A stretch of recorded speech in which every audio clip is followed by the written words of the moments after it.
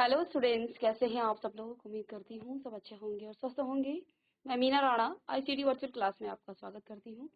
Students, हम पढ़ रहे हैं क्लास 9 की हिंदी आपकी चित्रित पाठ्य पुस्तिका भाग 1 से। हम यहाँ पर कबीरदास जी की साखियाँ और शबद हम पढ़ रहे हैं। तो हमने कल की क्लास में यहाँ पर कबीरदास जी द्वारा रचित कुछ साखियाँ पढ़ी हैं और कुछ यहाँ पर इनके कठिन शब्दों को आपने लिखा है। ठीक है, तो आइए इन साखियों को जल्दी से रिवाइज करते हुए हम चलेंगे और साथ में आज की क्लास में हम करने वाले हैं शबद। ठीक है, तो ये आपके चित्रित भाग 1 से जो कबीरदास जी की साखियां हैं उनको हमने यहाँ पर प्रीवियस लेक्चर में आपको इसका अर्थ, इसका सारांश आपको बताया था। तो पहले साखी में कबीरदास जी ने क्या कहा है। मान सरोवर सुभर जल हंसा कैल कराही, मुक्ता फल मुक्ता चुगे अब उड़ी अनत न जाए। ठीक है, तो यहाँ पर कबीरदास जी क्या कहते हैं कि जो मान सरोवर है उसमें जो हंस है वो चुगते रहते हैं, खेलते रहते हैं।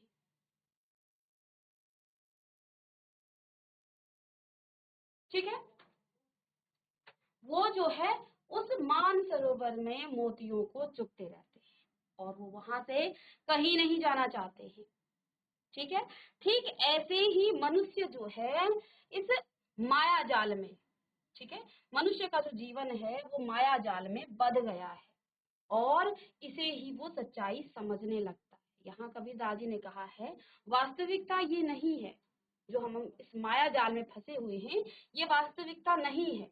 तो इस पंक्ति में कबीरदास जी ने व्यक्तियों की तुलना हंसों से करते हुए कहा है कि जिस तरह हंस मानसरोवर में खेलते हैं और मोती चुगते हैं, वे उसे छोड़ कहीं नहीं जाना चाहते, ठीक उसी तरह मनुष्य भी जीवन के माया जाल में बंध जाता है और इसे ही वो सच्चाई समझने लग जाता है। ठीक है, तो प्रसंग में आप लिखेंगे कि प्रस्तुत साखी हमारी पाठ्य पुस्तिका चित्रित भाग 1 से कबीरदास जी द्वारा रचित है। ठीक है, और इसमें जो है कबीरदास जी ने मनुष्यों की तुलना किसके साथ की है, हंसों के साथ की है। कि जिस प्रकार से, अब व्याख्या में लिखेंगे आप कि जिस प्रकार से हंस जो है मान सरोवर में खेलता है और मोतियों को चुगते हैं और वो वहां से कहीं नहीं जाना चाहते हैं, ऐसे ही मनुष्य भी क्या है इस माया जाल के बंधन में फंस गया है और वो जो है इसी को सच्चाई समझता है। ठीक है ना। तो अब दूसरा यहाँ पर देखिए, प्रेमी ढूंढते मैं फिरूं प्रेमी मिले ना कोई, प्रेमी को प्रेमी मिले सब विसमृत होए। तो यहाँ पर कबीरदास जी ने प्रेमी किसे कहा है, ईश्वर को कहा है प्रेमी। तो फिर प्रसंग आप वही लिखेंगे कि प्रस्तुत साखी हमारी पाठ्य पुस्तिका क्षितिज भाग 1 कबीरदास जी द्वारा रचित है और इसमें जो है भगवान को जो है प्रेमी यहाँ पर किसने, कबीरदास जी ने बताया है। तो प्रेमी ढूंढते मैं फिरूं प्रेमी मिले ना कोई। कबीरदास जी कह रहे हैं कि मैं प्रेमी को ढूंढता रहा लेकिन मुझे ईश्वर रूपी वो प्रेमी कहीं नहीं मिला है। प्रेमी को प्रेमी मिले यानी कि मैं ईश्वर का क्या हूँ, प्रेमी हूँ। मैं ईश्वर से प्रेम करने वाला, ईश्वर की भक्ति करने वाला हूँ। और जब मुझे जो है प्रेमी को प्रेमी मिला यानी कि मुझ भक्त रूपी जो प्रेमी है उसको ईश्वर रूपी प्रेमी मिला, जब प्रेमी को प्रेमी मिला यानी जब मुझे ईश्वर की प्राप्ति हुई तो सब विष अमृत हो। यहाँ पर विष का मतलब क्या है, जो आपके दुख हैं, जो आपके कष्ट हैं, वो दुख जो है सभी क्या हो गए हैं, अमृत यानी कि वो सुख में परिवर्तित हो गया है। तो यहाँ पर इस साखी में और आप लिखेंगे किस प्रकार से, यहाँ कबीर यह कहते हैं कि प्रेमी यानी ईश्वर को ढूंढना बहुत मुश्किल है, वे उसे ढूंढते फिर रहे हैं परंतु वह उन्हें कहीं नहीं मिल रहा है। प्रेमी रूपी ईश्वर मिल जाने पर उनका सारा विष जो है यानी कष्ट अमृत यानी सुख में बदल जाएगा। इसके बाद नेक्स्ट है, हिंदू मुआ राम कही मुसलमान खुदाए, कहे कबीर सो जी बता दूह के निकट न जाए। कबीरदास जी ने क्या कहा है, हिंदू जो है राम राम कहता रहता है, रटता रहता है, और जो मुसलमान है वो खुदा खुदा करता रहता है। ठीक है, कहे कबीर सो जीवता दुह के निकट न जाए। तो यहाँ कबीरदास जी ने क्या कहा है, जीवित वही है जो इन दोनों से परे है, इन दोनों के निकट नहीं जाता है। अर्थात उनके कहने का तात्पर्य क्या है कि जो राम राम और रहीम यानी हिंदू मुसलमान के इस धर्म भेद को से जो है परे है, जो इस धर्म भेद से हट करके मनुष्यता, मानवता को, सबसे पहले हमारा धर्म है मानवता। तो यहाँ पर कबीरदास जी ने क्या कहा है, आपको हिंदू हिंदू मुसलमान, अब कहने का तात्पर्य उनका क्या है कि चाहे आप राम को भजे, चाहे आप रहीम को भजे, चाहे आप किसी की भी पूजा करें, ईश्वर प्राप्ति का है ये रास्ते हैं दो। ठीक है ना। तो हम जो हैं सबसे पहले मनुष्य हैं, उसके बाद हमारी जाति और धर्म है, हमें पहले मनुष्यता का धर्म निभाना चाहिए। तो क्या कहते हैं, जीवित वही है जो इन दोनों से परे है, उसी को जो है ईश्वर की प्राप्ति होती है, क्योंकि ईश्वर के लिए सब एक है। ठीक है, इसीलिए तो ऐसा तो नहीं है ना, भगवान जी ने या ईश्वर ने मुसलमानों के लिए अलग सा जो है, उनके लिए जो मनुष्य का जो बनाया है वो अलग है और हिंदू अलग है। भगवान ने, ईश्वर ने तो सबको एक जैसा बनाया है, यानी कि सबसे पहला धर्म हमारा मानवता है। ठीक है ना। तो यहाँ पर इसी की शिक्षा देते हैं हमें कबीरदास जी। कबीरदास जी ने कहा है कि हिंदू राम राम का भजन और मुसलमान खुदा खुदा करके मर जाते हैं, उन्हें कुछ भी हासिल नहीं होता है। असल में वही व्यक्ति ही जीवित के समान है जो इन दोनों ही बातों से अपने आप को अलग रखता है। ठीक है, इसके बाद नेक्स्ट है, काबा फिरी काशी गया, राम राम ही भया रही, मोट चुन मैदा भया, बैठे कबीरा जी। कबीरदास जी कहते हैं काबा मुसलमानों का एक पवित्र तीर्थ स्थल है, जिस प्रकार से हम काशी जाते हैं ऐसे ही मुसलमान लोग काबा जाते हैं, अपने पवित्र तीर्थ स्थल। ठीक है, और हम काशी क्यों जाते हैं, हम मोक्ष की प्राप्ति के लिए जाते हैं। ऐसे ही मुसलमानों का पवित्र स्थान है काबा। तो कबीर कहते हैं कि आप या तो काबा जाएं या फिर आप काशी जाएं, राम भजें या रहीम भजें, दोनों का अर्थ समान ही है। जिस प्रकार गेहूं को पीसने से वो आटा बन जाता है और तथा बारीक और पीसेंगे तो वो मैदा, परंतु दोनों ही खाने के जो है में प्रयोग होते हैं, इसलिए दोनों के ही अर्थों में आप प्रभु के ही दर्शन करेंगे। तो यहाँ पर कबीरदास जी ने काबा और काशी को एक कहा है, चाहे आप मोक्ष प्राप्ति के लिए काबा जाएं चाहे काशी जाएं, दो अलग अलग तरीके हो सकते हैं लेकिन मकसद दोनों का एक ही है। हम ईश्वर राम राम क्यों जपते हैं, मोक्ष प्राप्ति के लिए। ठीक है, ऐसे ही मुसलमान जो है वो खुदा खुदा करते हैं, वो मोक्ष प्राप्ति के लिए। तो देखिए ये दो अलग अलग, ये कबीरदास जी कह रहे हैं कि ये दो अलग अलग रास्ते हैं जहां से आपको प्रभु की, ईश्वर की प्राप्ति होगी। तो आप, कबीरदास जी कहते हैं कि मैं जो हूँ पहले काबा गया फिर काशी भी गया, मैंने राम को भी भजा है रहीम को भी भजा है, और उनको क्या लगा कि ये सब जो है एक है। तो आपको भी वो ये शिक्षा देते हैं कि आप या तो काबा जाएं या फिर काशी जाएं, आप जहां जाना चाहते हैं रास्ता एक ही है, वो इस ईश्वर तक पहुंचने का ही वो मार्ग है। राम भजे या रहीम भजे, दोनों का अर्थ समान है। ऐसा नहीं है कि राम अलग है और रहीम अलग है। कबीरदास जी कहते हैं कि राम और रहीम दोनों एक ही है। जिस प्रकार से आप गेहूं से जो है आटा बन जाता है, गेहूं को जब पीसा जाता है तो उससे आटा बनता है और उसी आटे को और बारीक पीस करके मैदा बनता है, लेकिन दोनों का प्रयोग खाने में ही तो होता है। तो ऐसे ही कबीरदास जी कह रहे हैं कि आप काबा जाएं काशी जाएं, मोक्ष प्राप्ति का आपका मकसद है, आपका उद्देश्य मोक्ष प्राप्ति है, और राम भजें या चाहे आप रहीम भजें, आपका उद्देश्य क्या है, ईश्वर प्राप्ति है। तो दोनों ही रास्तों से आपको ईश्वर की प्राप्ति होगी। ठीक है ना, जिस प्रकार से हमने गेहूं को पीसा तो उसी से जो है आपका आटा भी बनता है और मैदा भी बनता है, और प्रयोग दोनों का एक ही है, खाने के ही योग्य आता है। ठीक है ना। तो ये दोनों ही यहाँ पर एक, राम रहीम को एक बताया है, और जो आपका काबा है और काशी है, इन दोनों स्थानों को जो है एक जैसा ही यहाँ पर कबीरदास जी ने बताया है। ठीक है, चलिए आप इसको नोट कर सकते हैं। चलिए अब नेक्स्ट यहाँ पर देखिए, उच्च उच्चे कुल का जन्मिया, जय करनी उच्च न होई, सुबरन कलश सुरा भरा, साधु निंदा होई। कबीरदास जी ने क्या कहा है कि आप किसी उच्च कुल में जन्म लेने से आप जो है उच्च नहीं हो जाते हैं। यदि आपकी करनी, आपका कर्म जो है उच्च नहीं है तो आप उच्च कुल में जन्म लेने के बाद भी आप जो है उच्च नहीं हो सकते हैं। जिस प्रकार से देखिए, जो सोने का घड़ा है, सोने का जो घड़ा है उसमें आप क्या कर दें, आप शराब डाल दें, तो क्या वो घड़ा पवित्र रहेगा, वो अपवित्र हो जाएगा। तो ऐसे ही जो है उस समय जो उच्च कुल का जन्मी है, यानी कि किसी उच्च कुल में जन्म लेने वाला व्यक्ति, यदि उसके कर्म अच्छे नहीं हैं तो वो भी क्या कर देगा, उस पूरे कुल को जो है कलंकित कर देगा। तो यहाँ पर कबीरदास जी ने क्या कहा है, किसी मनुष्य की परख आप क्या नहीं कर सकते हैं, किसी उसके कुल से नहीं कर सकते हैं, उसके जन्म से नहीं कर सकते हैं, उसके कर्मों से, उसकी करनी से ही उसके क्या की जा सकती है, उसके उच्च होने का हम क्या कर सकते हैं, पता कर सकते हैं कि वो उच्च अपने कर्मों से होता है। ठीक है। जिस प्रकार से देखिए सोने का घड़ा है और उसमें आपने शराब डाल दी तो क्या वो घड़ा आपका शुद्ध होगा? वो अशुद्ध हो जाएगा उस शराब से। तो वो शराब ही होगी और वहां पर उसको हम जो है सोने अमृत नहीं कहेंगे, इसमें अमृत है क्योंकि ये सोने के घड़े में है, वो शराब ही होगी। ठीक है ना। तो कुल उच्च होने के बाद भी अगर किसी व्यक्ति के कर्म अच्छे नहीं हैं तो वो जो है आपका क्या रहेगा, वो उस कुल को भी क्या कर देगा, अपवित्र कर देगा, कलंकित कर देगा। जिस प्रकार से हमने सोने के घड़े जो कि एक पवित्र धातु है और उस घड़े में हमने शराब डाल दी तो वो घड़ा भी अपवित्र हो जाता है।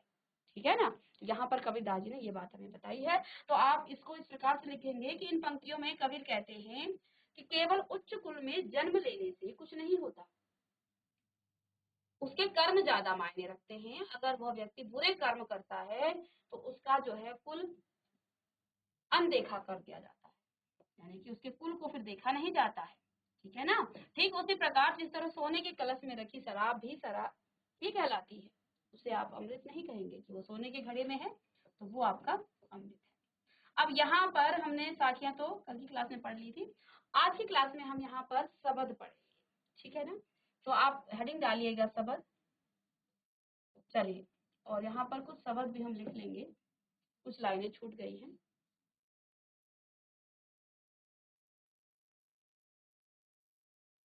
यहाँ आप आगे भी लिख सकते हैं। ना तो कोने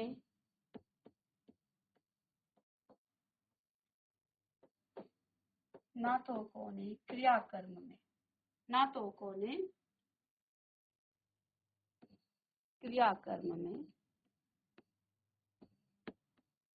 ठीक है। इस शब्द को लिखिए।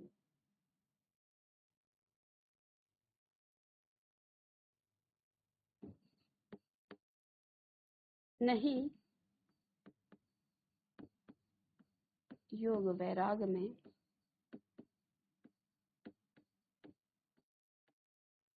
आप अपनी बुक से भी लिख सकते हैं तो।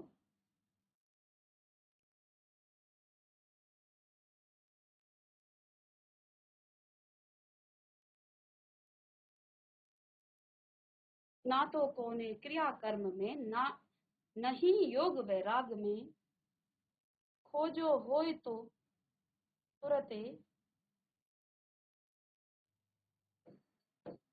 खोजी होय तो, खोजी होय तो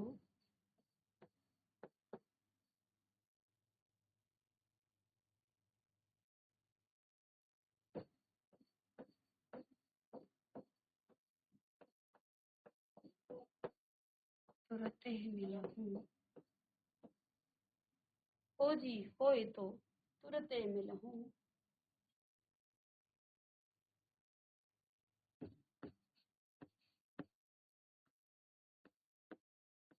पल भर की तलाश में।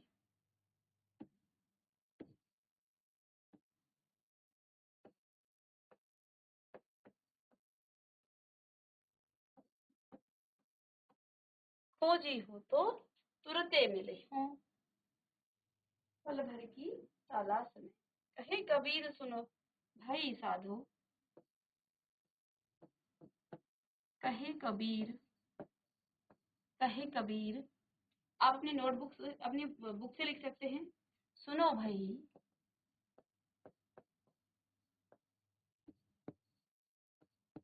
कहे कबीर सुनो भाई साधो,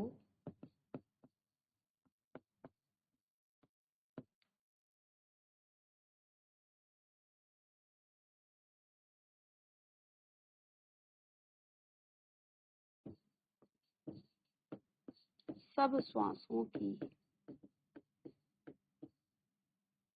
सब श्वासों की श्वास में।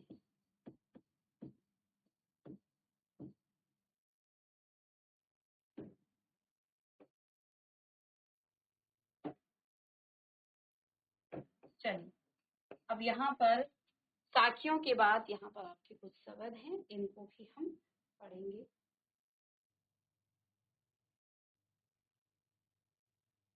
ठीक है। सब श्वासों की श्वास में। तो यहाँ पर देखिए, मोह को कहाँ ढूंढे बंदे, मैं तो तेरे पास में, ना में देवल ना में मस्जिद, ना काबे कैलाश में, ना तो कोने क्रिया कर्म में, नहीं योग वैराग में, खोजी होए तो तुरंत मिलहूं, पल भर की तलाश में। ठीक है, पल भर की तलाश है, ये इसको तलाश लिखेंगे, ता कर दीजिएगा, पल भर की तलाश में। ठीक है, कहे कबीर सुनो भाई साधो, सब श्वासों की श्वास में। तो अब जो है इस शब्द में कबीरदास जी क्या कह रहे हैं कि मोह को कहाँ ढूंढे बंदे, मैं तो तेरे पास में, ना में देवल ना में मस्जिद, ना काबे कैलाश में, ना तो कोने क्रिया कर्म में, नहीं योग वैराग में, खोजी हो तो तुरते मिलहूं, पल भर की तलाश में। कहे कबीर सुनो भाई साधु, सब श्वासों की श्वास में। तो इसको आप नोट डाउन कीजिएगा, इसके बाद इसका अर्थ लिखेंगे।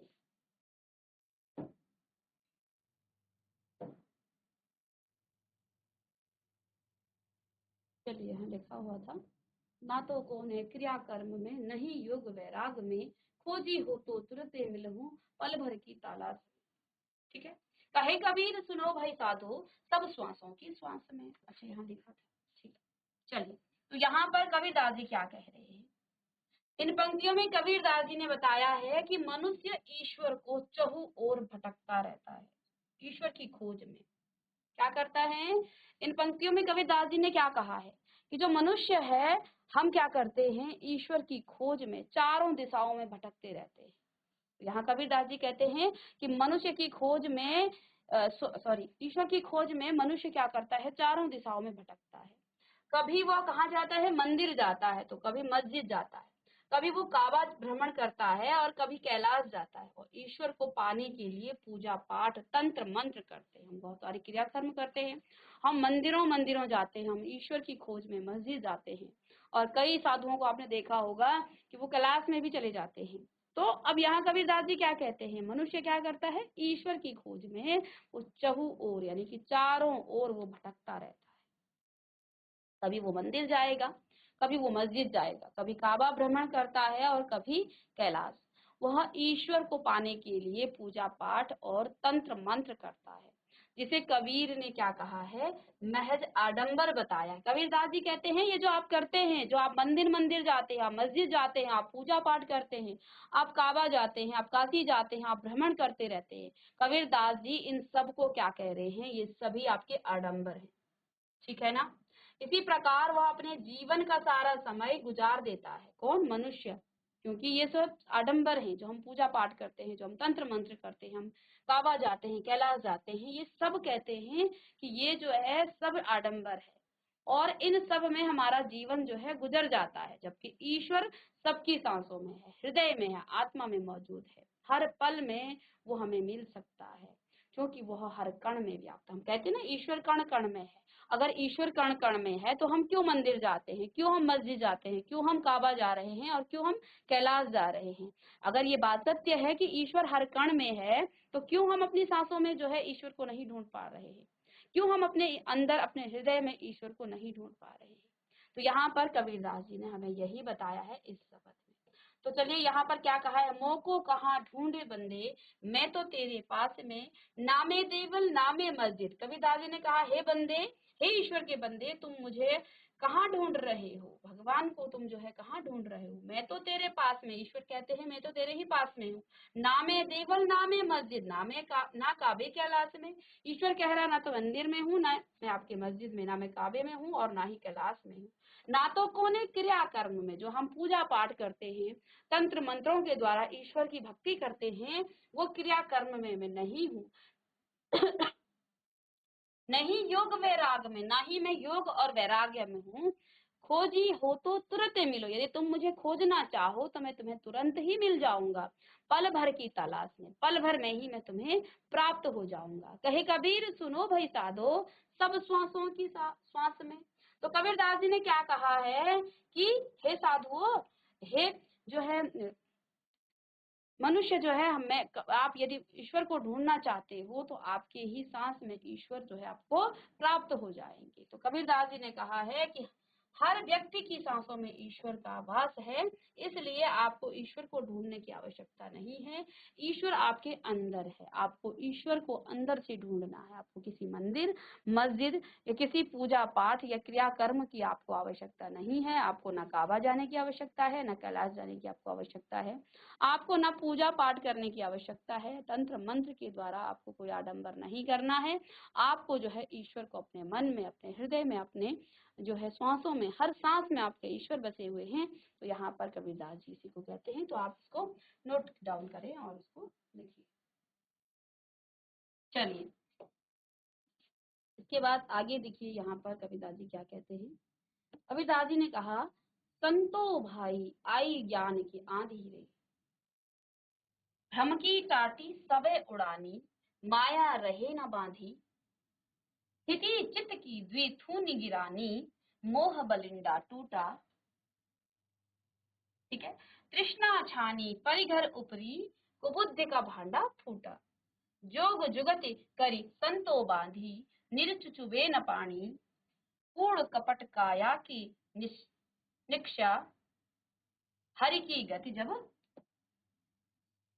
जानी। आगे कहा यहाँ पर, आंधी पीछे जो जल बूथ,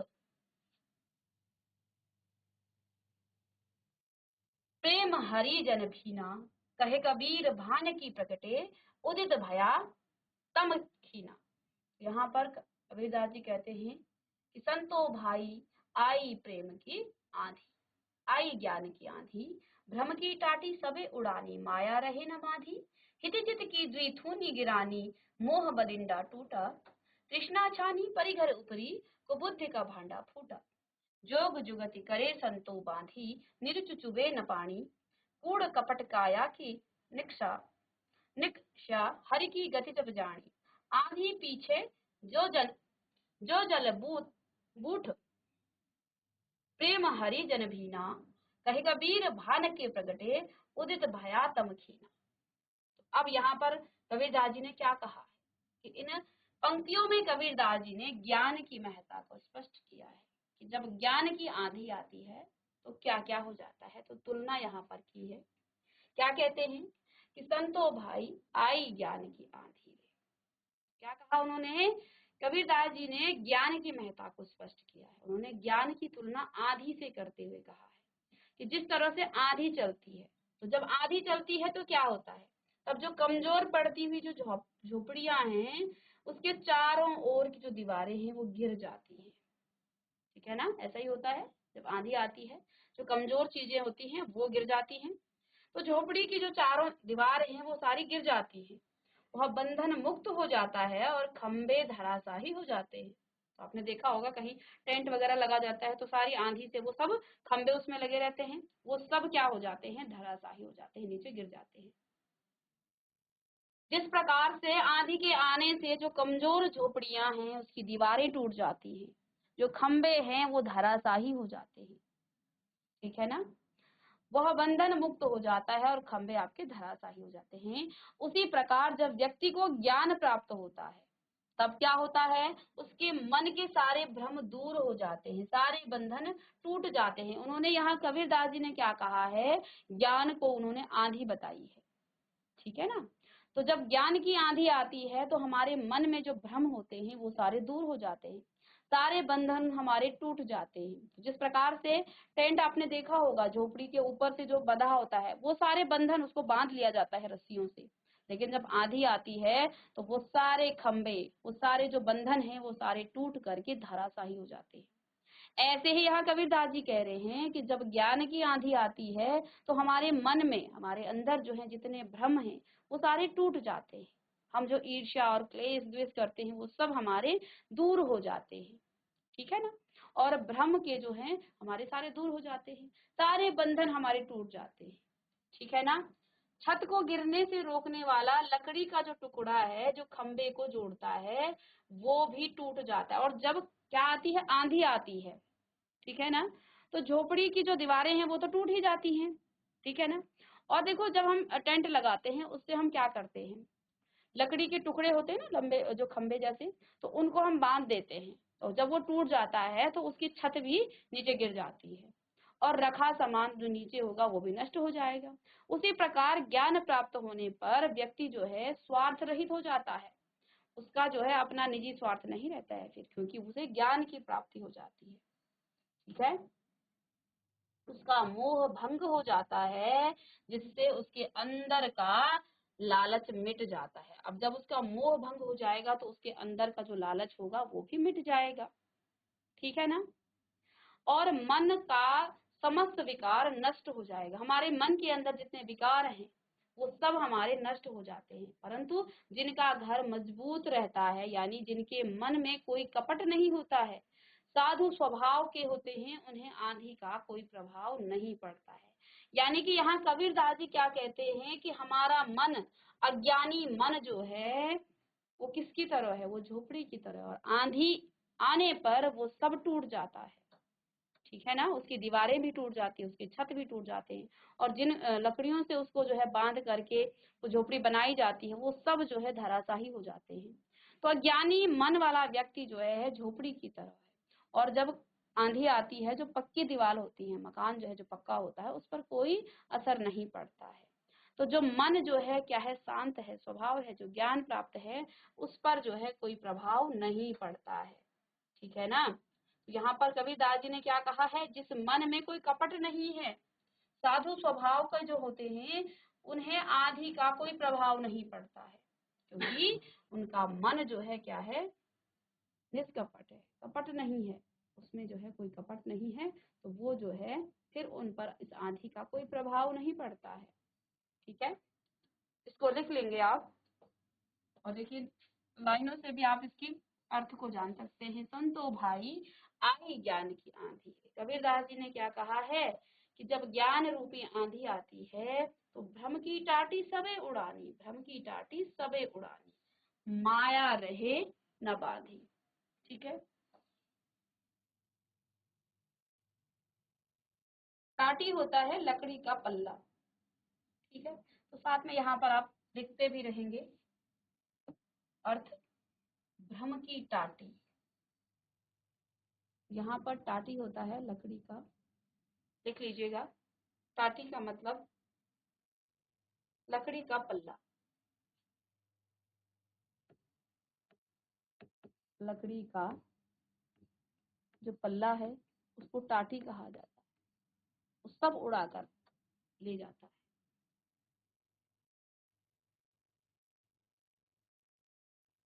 स्थिति चित्त की द्वि थूनी, थूनी क्या होती है, थूनी होती है स्तंभ,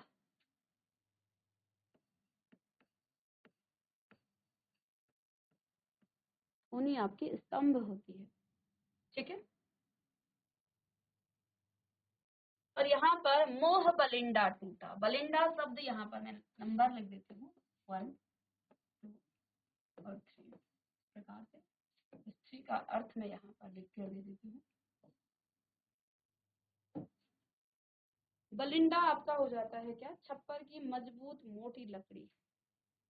क्या,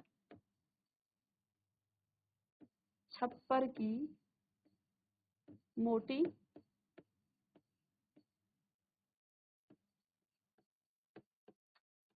मजबूत लकड़ी, छप्पर की मोटी मजबूत लकड़ी, फलिंडा हो जाता है आपकी छप्पर की मोटी मजबूत लकड़ी। ठीक है, तृष्णा छानी परिघर ऊपरी, छानी यहाँ पर क्या हो जाता है, 6 से छप्पर,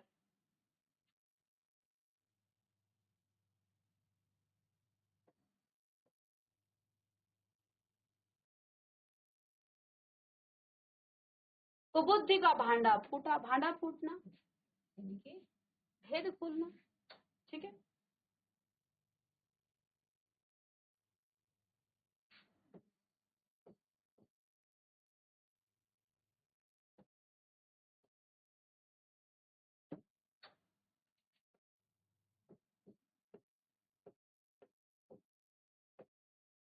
भेद खुलना।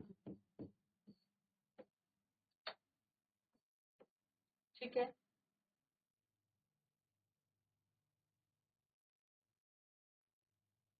जोग जुगति करी संतो बांधी। निर्चु, निर्चु का मतलब यहाँ पर है थोड़ा भी।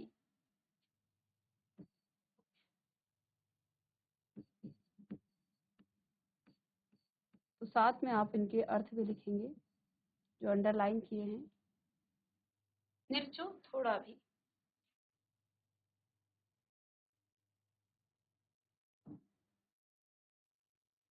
चुवे होता है चूना, जो चूता है।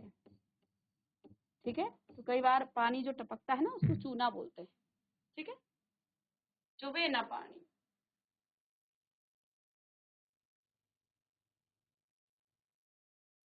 कूड़ कपट काया का निकषा हरि की गति जब जानी। आधी पीछे जो जल पूत प्रेम हरि जन भीना।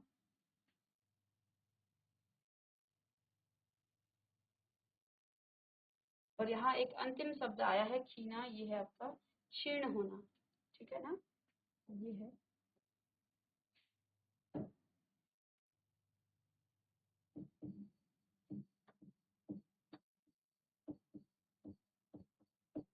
क्षीण होना।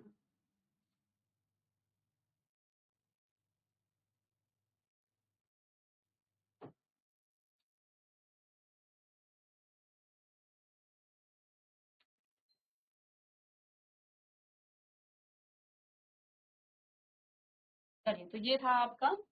ठीक है, तो ये आपकी साखियां और शबद हो गई हैं। संतो भाई आई ज्ञान की आंधी रे, भ्रम की टाटी सबे उड़ानी, माया रहे न बांधी। हित चित की द्विथुनी गिरानी, मोह बलिंडा टूटा, तृष्णा छानी परिघर उपरी, कुबुद्धि का भांडा फूटा। जोग जुगति करी संतो बांधी, निरच चुवे न पानी।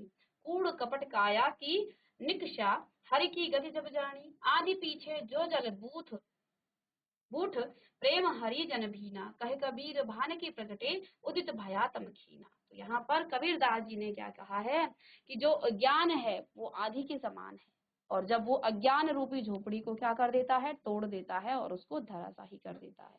तो जिस प्रकार से आंधी आने से झोपड़ी पूरी टूट जाती है, ऐसे ही अज्ञानी मन वाले जो ज्ञान रूपी जो आपकी क्या आती है, आंधी आती है, उससे हमारे अज्ञान सारे नष्ट हो जाते हैं। ठीक है ना, जो भ्रम है, जो हमारे अंदर कपट है, वो सारा नष्ट हो जाता है। ठीक है, तो इसके प्रश्न उत्तर हम करेंगे नेक्स्ट क्लास में। तब तक के लिए थैंक यू।